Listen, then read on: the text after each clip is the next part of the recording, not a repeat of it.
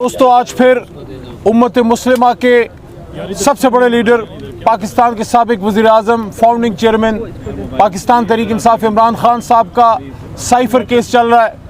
बहुत बड़ा सवालिया निशान है पाकिस्तान के पूरे निज़ाम पे।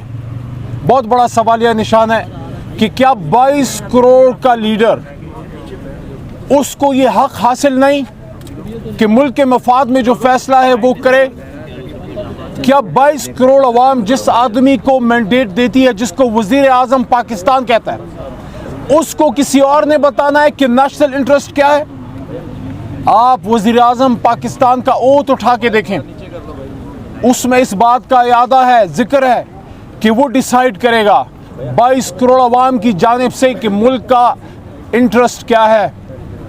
वज़ीर आज़म पाकिस्तान चाहे कोई भी हो, वज़ीर आज़म पाकिस्तान किसी से डिक्टेशन नहीं लेगा कि पाकिस्तान का सेल्फ इंटरेस्ट, नेशनल इंटरेस्ट क्या है, बल्कि वज़ीर आज़म पाकिस्तान काबीना के मशवरे से पार्लियामेंट को एतमाद में लेके कौम के लिए नेशनल इंटरेस्ट डिफाइन करेगा और मुल्क के तमाम इदारे फिर उस नेशनल इंटरेस्ट की सर्विस में काम करेंगे।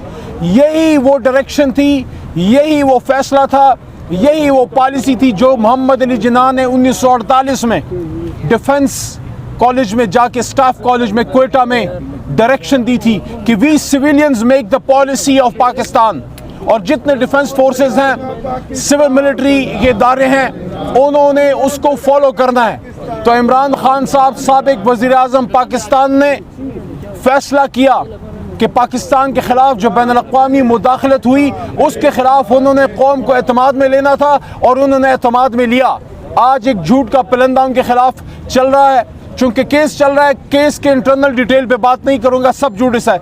इतना ये कहूँगा कि इंशाल्लाह तमाम झूठे केसेस इमरान खान साहब के ख़िलाफ़ ख़त्म होंगे, इमरान खान साहब बाहर निकलेंगे। दूसरी नारेबाजी नहीं। दूसरी बात, कल बड़ा अजीब लगा, मियाँ नवाज शरीफ साहब कहते हैं कि हम कब तक ये महंगाई करेंगे, कब तक ये गैस बिजली के बिल बढ़ाएंगे। उनसे पूछना चाहता हूँ, सन 88 से पिछले 36 साल में 13 साल आपकी हुकूमत रही, 11 साल पीपल पार्टी की हुकूमत रही, 36 में से 25 साल आप लोग हुकूमत में रहे और आज फिर हुकूमत में हैं। आप किससे पूछ रहे हैं? आप किससे पूछ रहे हैं? मरकज़ में आपके भाई वज़ीर आज़म हैं, सूबे में आपकी बेटी वज़ीर आला हैं, आप खुद साबिक वज़ीर आज़म हैं, इससे 2 साल आप पहले हुकूमत कर चुके हैं। आप हमें ये बताइए, सवाल ना कीजिए मियाँ नवाज शरीफ साहब, आप कौम को ये बताइए कि 36 साल पिछली जो सन 88 से ज़ियाउल हक साहब के बाद पाकिस्तान की सियासत रही है, उसमें 13 साल डायरेक्ट आप हुकूमत में रहे हैं, आपके घर में वज़ारत उज़्मा की कुर्सी रही है। मियाँ साहब,